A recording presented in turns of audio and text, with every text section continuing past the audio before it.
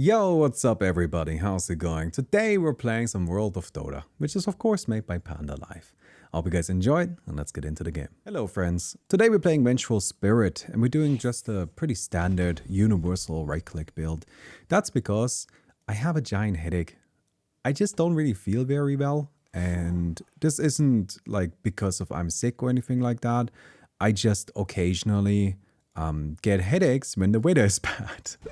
This is just something that happens. This has been happening my entire life.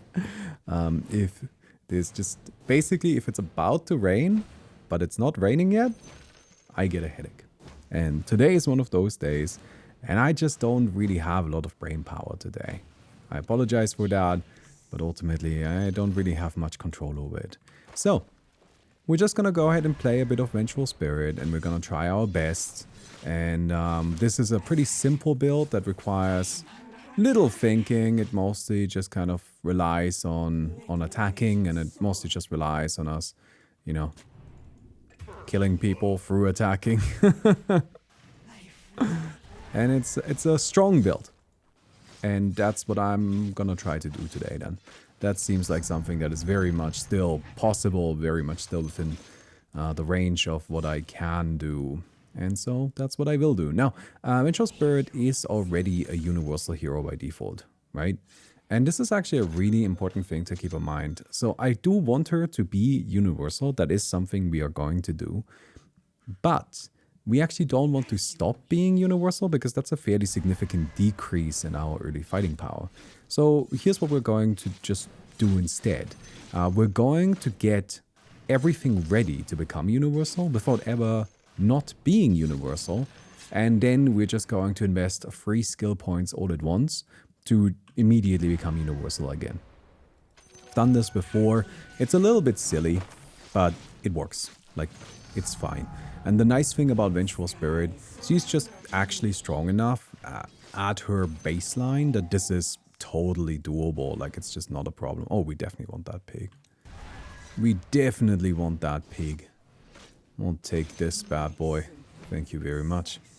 But yeah, and other than that, we'll just kind of go for pretty standard items, like nothing too crazy. We will not get any capstones today, so unfortunately we will not be able to use the agility capstone, which reduces our base attack time and makes us a melee hero. That would be useful for bashing, but we just don't have enough points for it, because we're gonna be building pretty deeply into the strength capstone to get this and to get this. But I'll explain it a bit more later once we get there. Alright. And until then, just gonna be farming here. I mean, this has actually been going really great. Just a fantastic early game. I'm surprised the Medusa didn't chase us down, but admittedly, that is a tricky situation to chase as a Medusa, because she just doesn't actually have a lot she can actively do, right? Like, she can try to just hit me, but you know, that assumes I will let her, and that's maybe going a little bit far. So, yeah.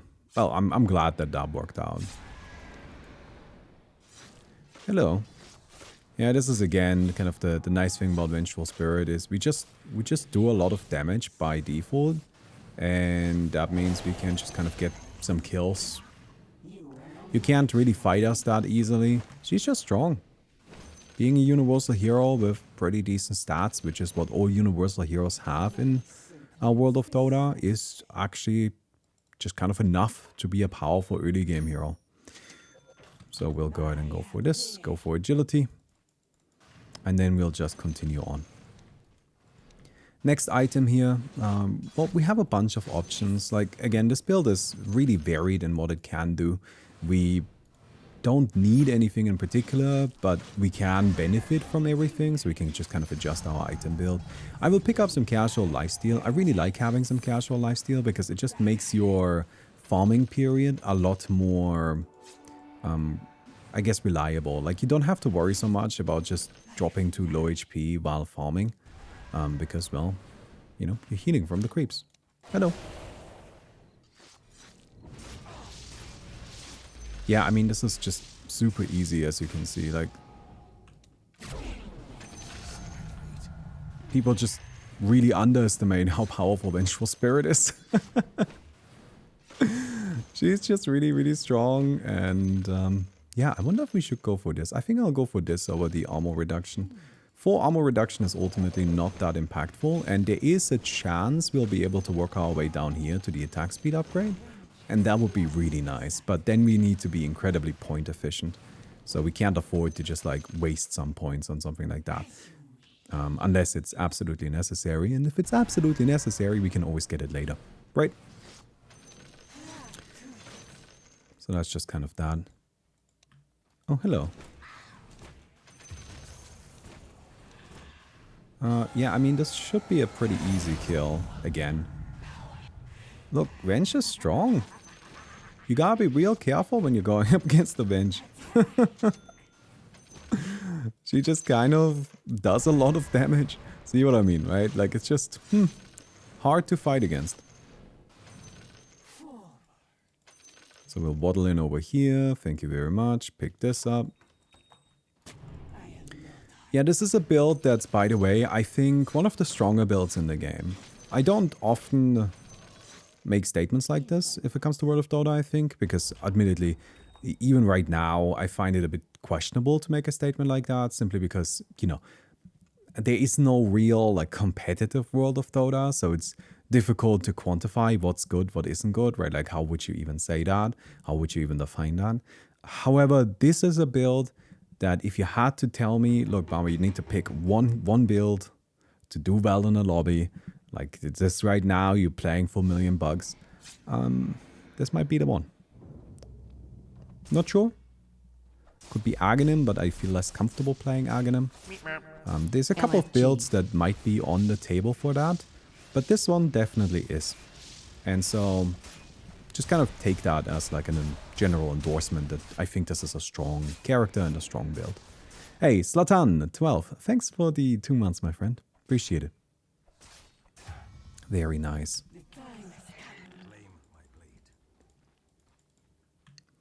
Okay. Next up. I almost want to get another Wraith Band, but I feel like that's maybe going a bit far. We gotta start building other items. I'm not sure what other items though. We definitely want the Spear of Mordigian. You know what? We could actually start building towards that right away. This may seem a little bit weird, but keep in mind we're going to have full Universal by level 11. So, yeah. Well, level 11 might be going a bit far actually. No, not level 11. That's way too generous. Oh, so close. Oh, man. That sucks. Okay. Yeah. Really thought I could get that. But it wasn't quite it. I have about 3,000 hours into custom hero class. You should really play duos, Baumi. I have the most fun in that game. Well, that's great for you. I'm glad that you have fun with that. But I have to say that I find duos... Can I be honest with you all? I don't find team competitions to be super fun to play anymore. I mean, that's like part of the reason why I don't really play much normal Dota. It's just, I like being in charge of my own fate. And with team competitions, that sometimes feels like, man, I wasn't really much I could do there, right? Like, I didn't make that mistake. And I'm not saying that I never make mistakes. My point is that if I make a mistake and I'm playing something like World of Dota, then that was my mistake. And that's something I can work on. But this, if I'm playing something in duos, like Custom Hero Clash, for example, and it doesn't work out, then I gotta say, I couldn't really have done much different there, could I? I don't know. I have to say that my last experiences playing regular Dota have mostly just been about managing the emotions of a bunch of children. And I found that to be less than exciting. Okay, so now we need to save up 3 talent points. Like, we're just gonna save them up. We don't have to spend them, right? Like, usually you would be expected to, but we don't have to. There's no rule that says that we have to use the talent points as quickly as we get them. Currently, we have to. So we're just gonna wait until we can get full universal. And then we're gonna get full universal. I mean, you can see in a moment, like, how much damage we would lose by not doing that, right?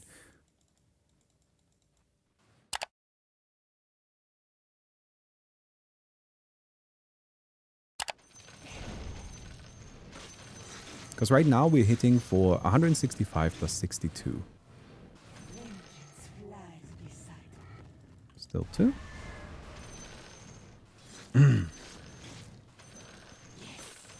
I do think that stuff like duos can be really, really fun though. If you have somebody that you're playing with, it's great. Like, I actually played some Hearthstone Battlegrounds duos with Service recently, and it was genuinely fantastic. I really enjoyed my time with it. But, you know, you need somebody that you want to play with there. Like, I wouldn't want to just play with, like, a random person. And, oh, you want to go?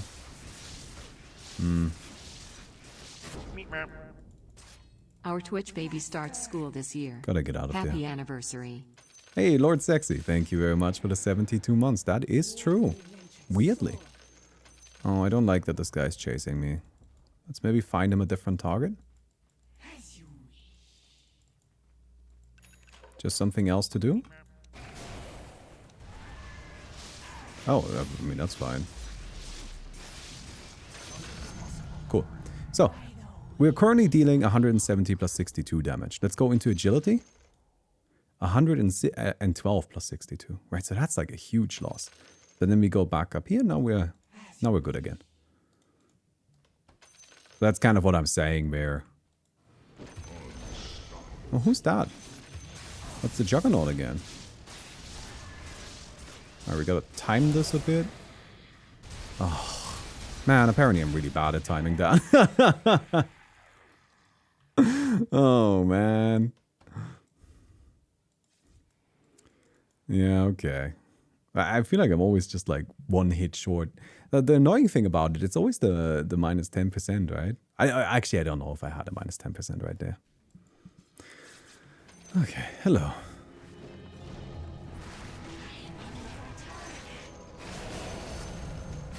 Alright, we'll swap. And then we just kill you. Not much of a problem. And now I'm gonna go for this over here. And the nice thing is, with Vengeful Spirit, she just gets base damage. Like, she just has 2 base damage upgrades in the strength path, which makes us deal, well, a huge amount of base damage. And that's great. Who doesn't like dealing a lot of base damage? Alright. Oh, you're already dead.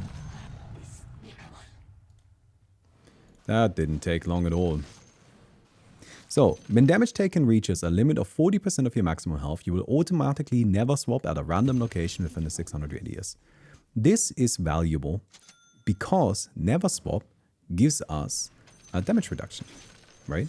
So, when we take enough damage, we will automatically never swap into a nearby location, and that will give us a significant amount of damage reduction.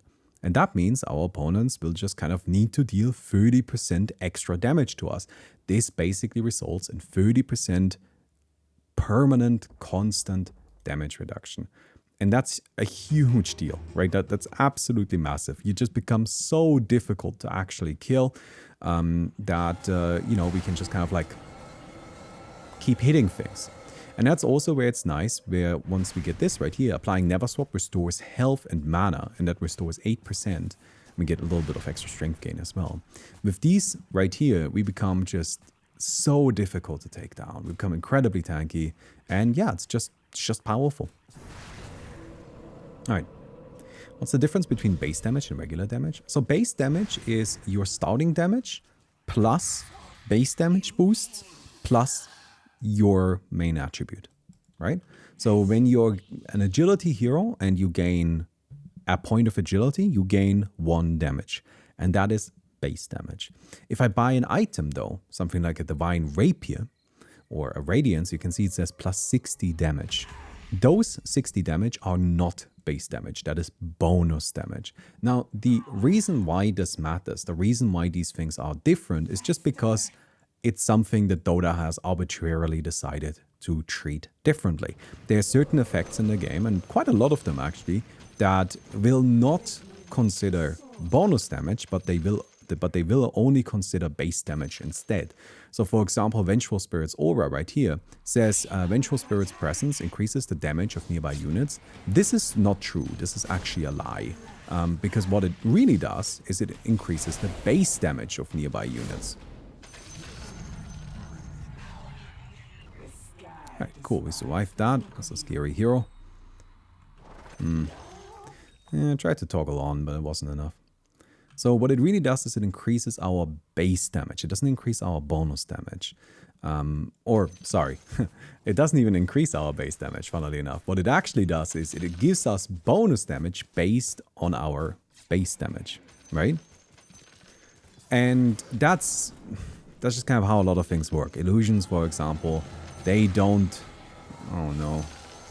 Oh, I don't like this. I'm not a big fan of the fact that there's a Juggernaut. I don't want to fight both of these at the same time. Who is he going for? Me? Why? This is so dumb. Okay. Alright, well, we got the Juggernaut. Yeah, I couldn't do anything. Juggernaut decided to attack me, and so I died. So, illusions, for example, also only use your base damage to calculate things. Sorry, I feel like I was in the middle of something else that I was saying. Hey, Necrodragon147, thanks for the 9 months. I appreciate it very much.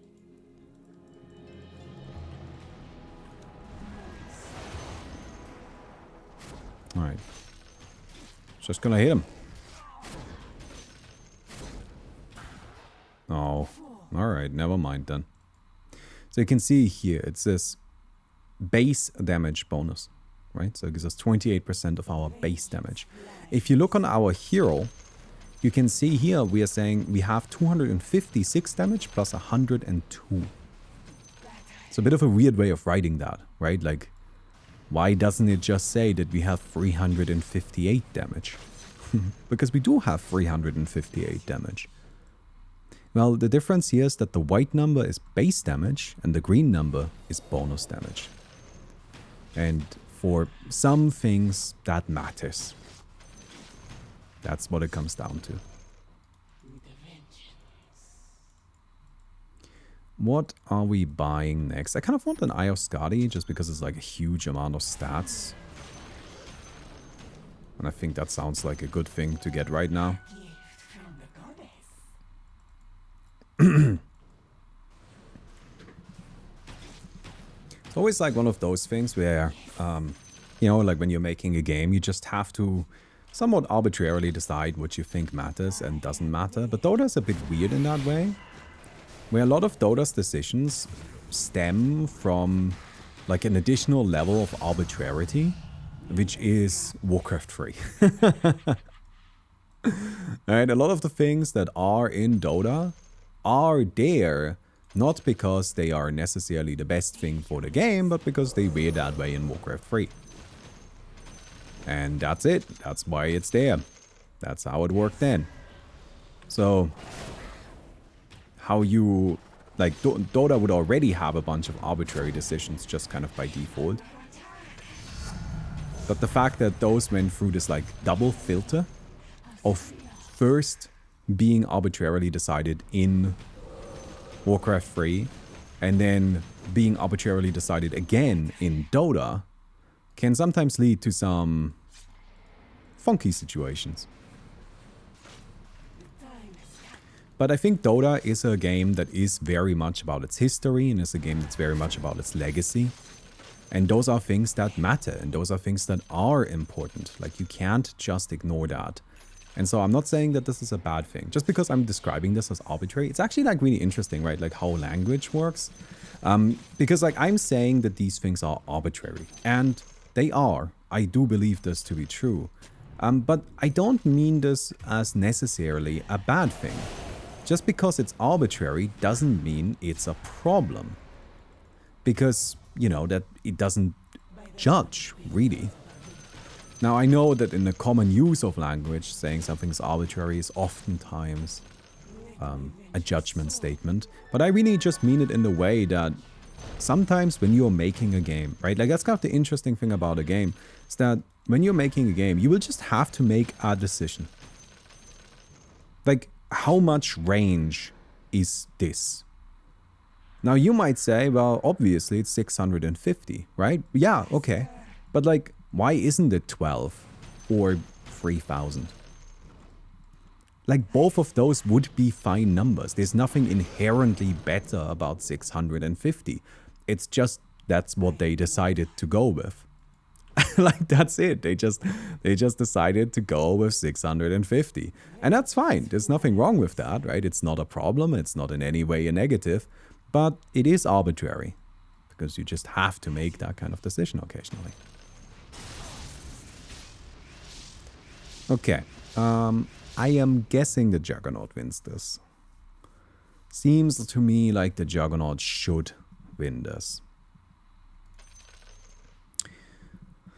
So, we have this. Still not fully clear, but got the gist. Okay, if you have any questions, please feel free to ask. This is the one thing I know a lot about. Like, let me tell you about Dota. If you have questions about Dota mechanics, please, please, please. I would be delighted to answer them.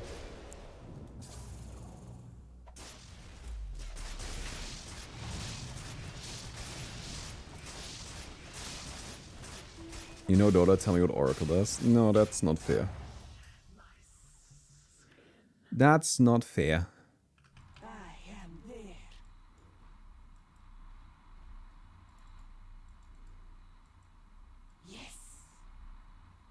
You can't go that far and expect that much of me. I will only answer what Oracle does if you first tell me what Chen does. What does Chen's passive do, Deltanoid? What does Chen's passive do? Huh? Huh? Do you know? Of course you don't. Of course you don't. Who could possibly know? Chen has fast. See? There's no way to actually know. Alright, get this Reaver. We have this. This right here increases our wave of terror damage, but I think I would rather take the minus armor now. Hey, I said earlier that we might need it. I just think that, like, wave of terror damage, right? We can get it up to 105% of our attack damage. And, like, that's great. Or, like, not even our attack damage, our base damage, right? And that's great, don't get me wrong. But also, I'm not going to get cooldown reduction for it. So, wouldn't it be better to just make my actual attacks hit a bit harder? So, I don't know.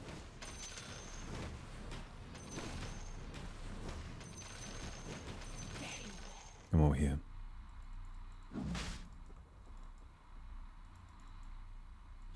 So we got ourselves a Satanic.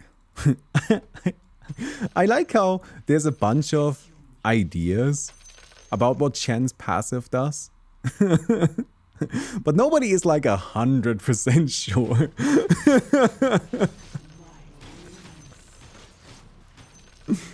It's good. It's good. I feel like that proves my point.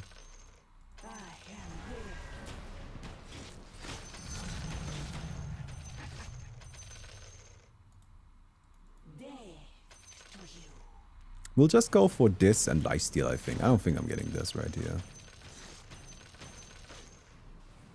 Or I could go for movement speed. Movement speed seems really nice, actually. I mean, like, we're just kind of going stat city. We don't really care about anything else. I'm also gonna get critical strike next. I know it seemed kind of early, but every time I've played this build, I've kind of felt like I really needed critical strike eventually. I'm just gonna get it now. It's gonna help a bit with fighting and so on.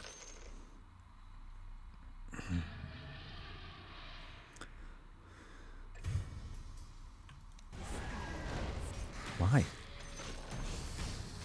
Okay. Sure. Hit me with your shuriken, I guess. If it makes you happy. Come here, grab these two. So we got a Crystallis.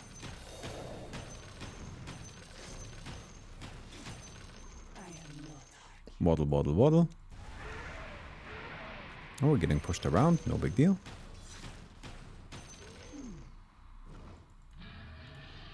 And... this one is going to be kind of tricky, but I think we have enough.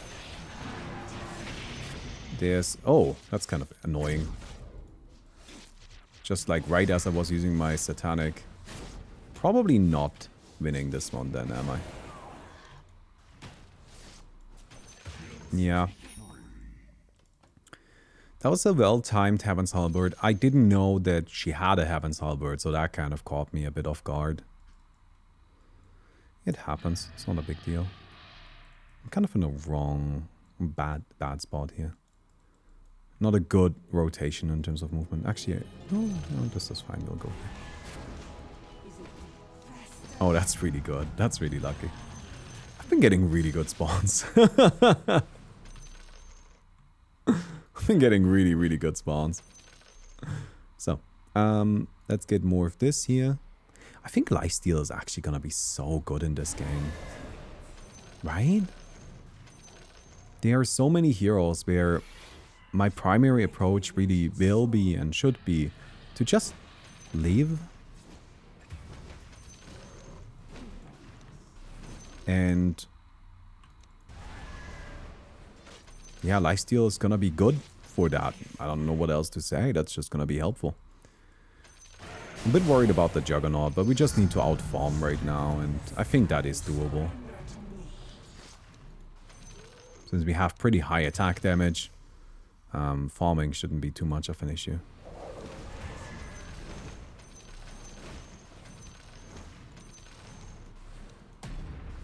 Although I don't have any sort of cleaving item.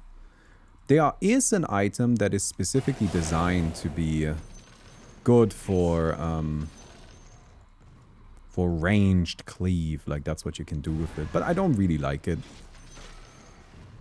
Not a big fan of buying dedicated farming items in this mode, because you're just so limited in how much farm you can get in the first place, that getting something that's only meant for that feels really wasteful. But I've seen some people have success with it, so not saying that this is the, you know, end-all be-all answer. There are definitely always different interpretations on how you can handle certain things. But the important thing is that we survived this. Roshan versus Juggernaut. I'm not a big fan of Roshan. I think he's kind of weak. There's a strength for Roshan, which I also think is kind of weak. I'm gonna say the Juggernaut. But I'm also not super confident in that. It is a universal Juggernaut. The thing that has me a bit worried about the Juggernaut is just I've not been particularly impressed with the Juggernaut's playstyle. A little bit reliant on the Blade Fury, I feel. Like right now, again, like why are you using Blade Fury? That's just worse than attacking, right? Like just hit him. Like that's more damage. You're getting triggers. There's Omni Slash, but no lifesteal. Yeah, should have gone with a bet on the Roshan.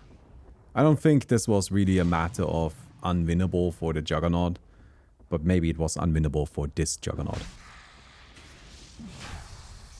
Another question I've had for a while. If an ability or item gives evasion and an opponent can buy True Strike, does that make evasion really bad as an effect? Yes.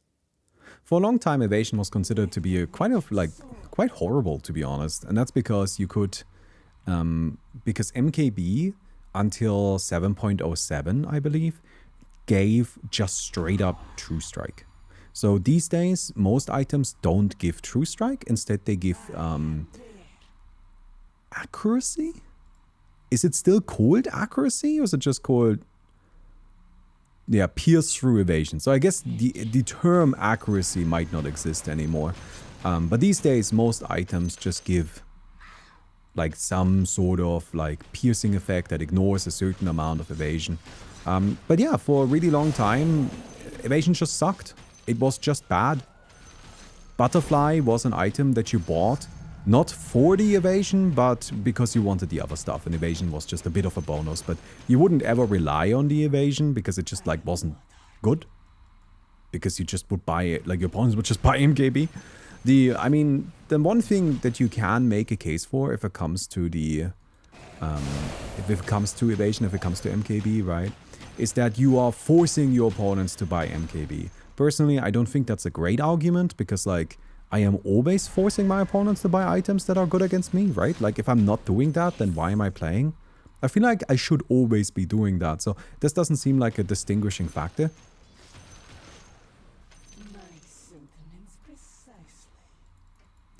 But I don't know. Let's get Butterfly. Seems good. I like having some extra attack speed, and it's pretty good stats here. I know I was just kind of talking badly about Butterfly, but Butterfly these days is a lot better than it used to be, right? And also, even back in the day, Butterfly was actually kind of okay, right? But yeah, I've always felt, personally, that the way True Strike and Evasion work in Dota is actually a little bit clunky. Like, it's just a little bit awkward, because it really does work. It's really that simple. Like, you buy Evasion, your opponent buys Evasion, so you buy True Strike. Done. That's the whole trick. Alright, disarm, that's fine. So we're okay then, right? Like, we should win this. Because now I can just Satanic and hit her. And because of our crit, we do, like, a lot of damage, so totally good. The old days when Butterfly had an active. That's not really that old. And also didn't last for very long. Butterfly only had an active for a pretty brief moment in time. Like, I think 2 years? I did like it though. In case you don't remember, Butterfly had an active called Flutter, which would give you, I think, 35% movement speed for 2 seconds. Like, it was really short, and it just kind of gave you a bunch of movement speed, but I don't know, it just felt right.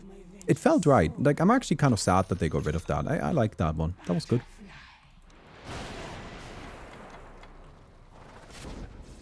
Okay. Yeah, there's the 4 staff. Witch Man's Face Boots? Not really. It was just like a one-time effect during a fight because it had a fairly long cooldown. So you wouldn't be able to spam it or anything like that.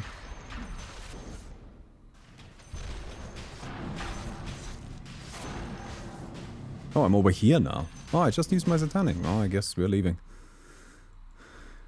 I guess we're leaving. I mean, I'm not fighting if I don't have Satanic and I'm on this low of an HP pool. Like, that's not a good idea.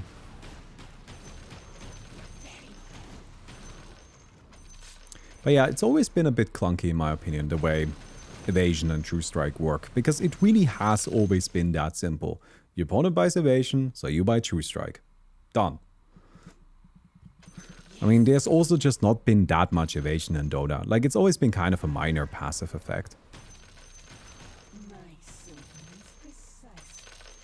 Alright. Ultimately, it's just kind of like Butterfly's gimmick. Although I suppose Heaven's Halberd got some of it too. I find it to be much more useful on Heaven's Halberd though. Because the heroes like that buy Heaven's Halberd aren't the same kind of heroes like that buy Butterfly, right? That's a pretty important factor there. You see how little damage we take.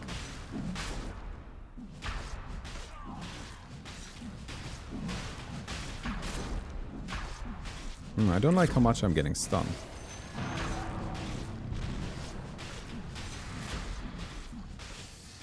I hope it doesn't swap me towards the bottom. That would be kind of annoying, right? Okay. So we can use this for movement, which is probably not a bad idea, seeing as people are running away from us.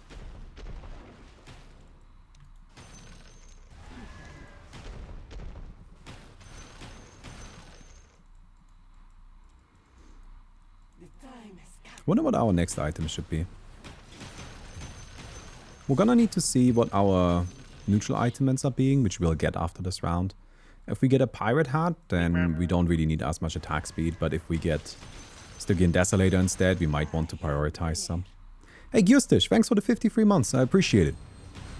Does High Ground affect True Strike? So, It's kind of funny. Like, yeah, True Strike does help against uphill mischance, but you cannot True Strike buildings. So if you're uphill mischancing buildings, I think you can still miss, but I'm not sure. Like, that's actually going a little bit... That's like a little bit too specific, I think, for me, Ian. So, apologies for letting you down already. That didn't take long. Okay, let's roll. Apex is not really it. Alright, we got Stygian. So, we should then prioritize attack speed. Between these two, I'm gonna say Roshan. I honestly don't know. I have no clue. I'm gonna say Roshan, but I feel like it could be both. Alright, so let's get... Wait, not a soul booster. Let's get a moon shard.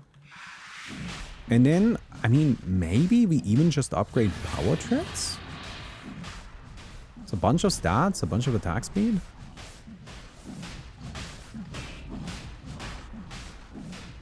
Or BKB. I don't know, it kind of comes down to how much of an issue this bounty hunter is going to end up being. Against Roshan, there's also the possibility of a Silver Edge, which I think could actually be pretty good.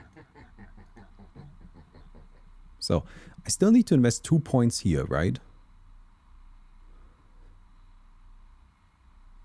Cooldown reduction isn't that important. Attack range isn't that important. Actually, against the bounty hunter it is, right? But isn't movement speed better against both of them?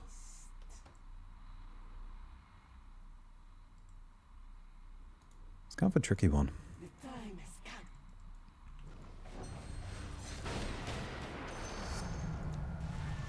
I feel like movement speed does a similar thing, but works better against both of them. Or like against... How do I say that? It's better. It's probably worse against the bounty hunter, but it helps against both. That's what I'm trying to communicate. Right?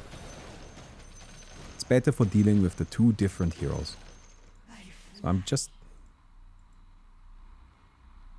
Status resistance? I really want to go down here. I really want to get attack speed and agility if I can. I mean, it's going a bit far, but it might be possible.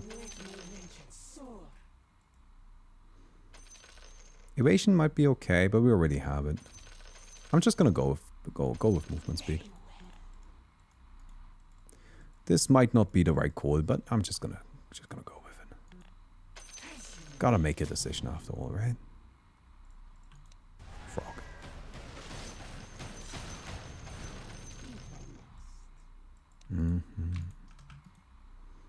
No, I can still get 4 points.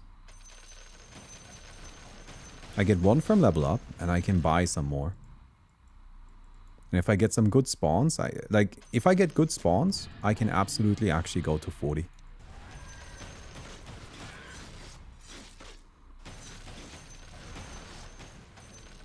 Which means I can get agility maxed out and maybe get some attack speed. It's definitely being greedy though. I will concede that. But isn't that the whole point?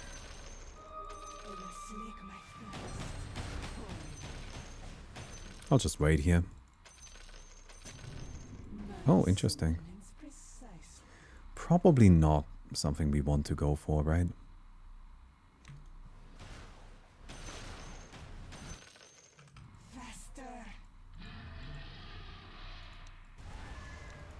Okay.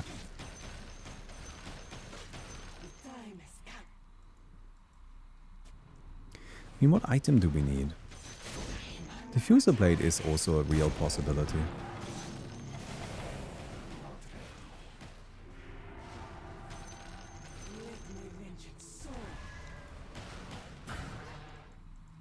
Oh, that wasn't enough.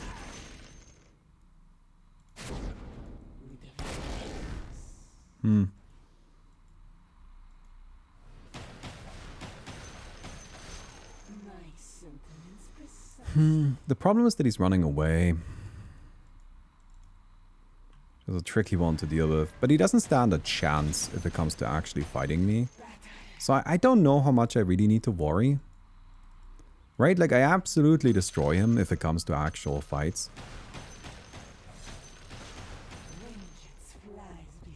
Hello.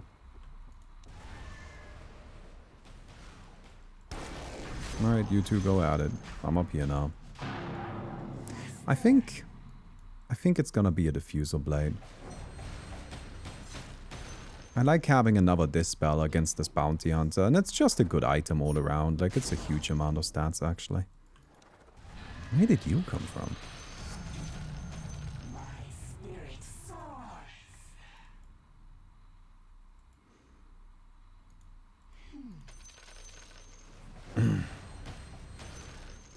Diffusal doesn't do damage to Rosh, though? I mean, it does. You gotta keep in mind that we like having stats. Like, it doesn't really matter. And also, I want something to break the Lincolns that isn't my swap, because my swap is actually valuable.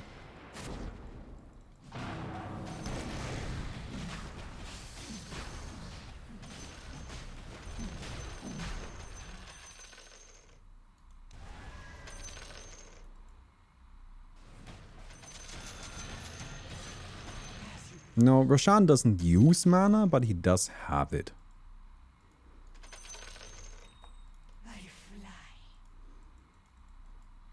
So I think from now, I'm probably just gonna save up money and try to buy some level ups, some talent points.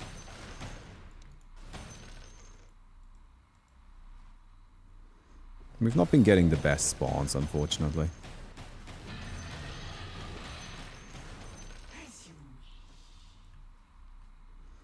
But it is how it is.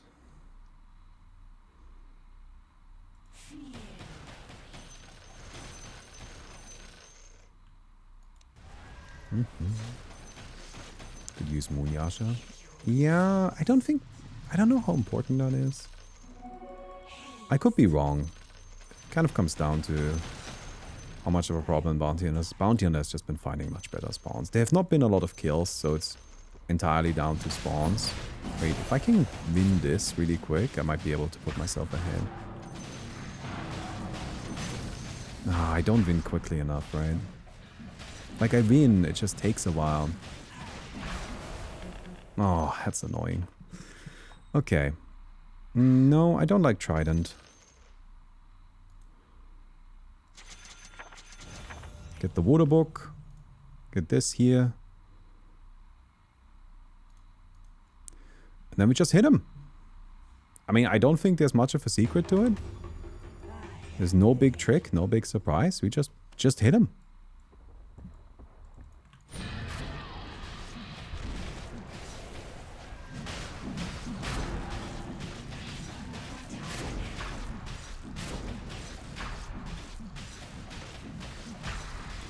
I mean, I don't really think he can win against me. You can see it's just like not even really close. I haven't even used Satanic yet. I haven't even used Satanic. Alright. So we did get agility maxed out. That's pretty good.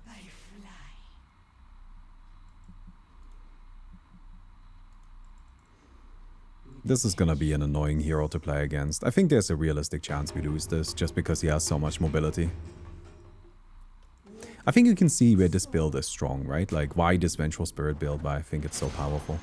But you can also kind of see where it's got its flaws. It is ultimately just a simple attacking build.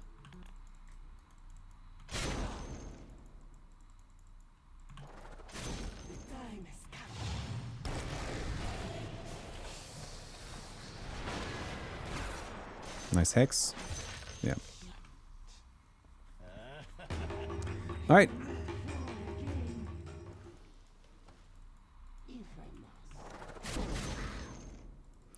Oh, man.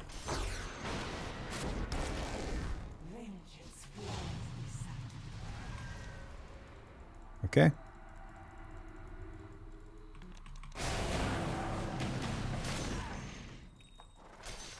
Man. That stun is so long. Yes. Am I dead? Yeah. That's also very strong. But I think that much is obvious, right? I mean, I think you got to see the build that I wanted to show you though. Like, yeah, it's an attack-based build. They have strengths, they have weaknesses.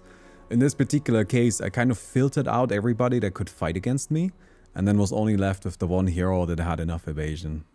That's like a downside of it, definitely. Like, I could have gone differently. And maybe I should have prioritized getting more mobility, higher movement speed and so on, status resistance, magic resistance.